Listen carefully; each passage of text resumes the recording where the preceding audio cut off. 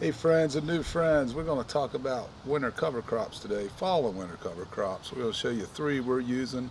This is for fall 2023 and winter 2024.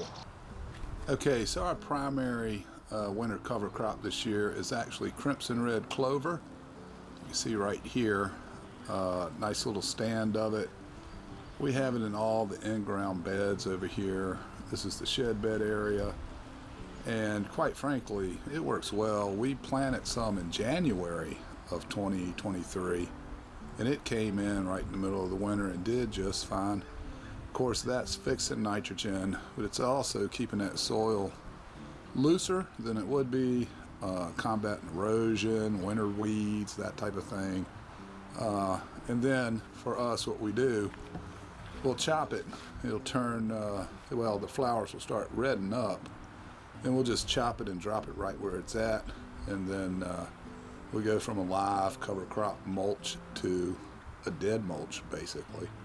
Now that's also known as a green manure, which is a technique developed in manorial society back in Europe, Middle Ages, where they left 1/3 of the field fallow, just grew cover crop, and then tilled it in.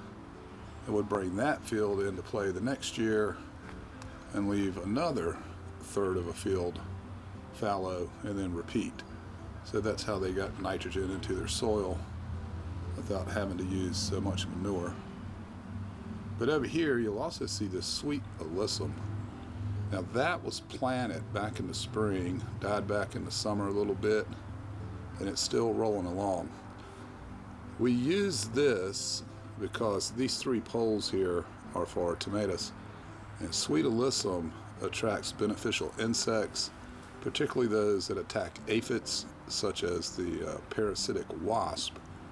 So that will stay, and if it doesn't make it through 12 months, we'll just seed in some more.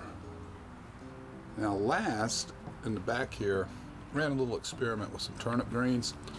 Of course, turnip roots are a little thicker than your clover roots. So that's going to help loosen up the soil. Plus, obviously, you can eat it if you want it. So we're just experimenting with it this year. But I anticipate next year we'll have quite a few beds full of that, so that it does its cover crop job, and also so we have something to eat through the winter. Well, thanks for watching. If you're new here, don't forget to subscribe and drop some comments down there.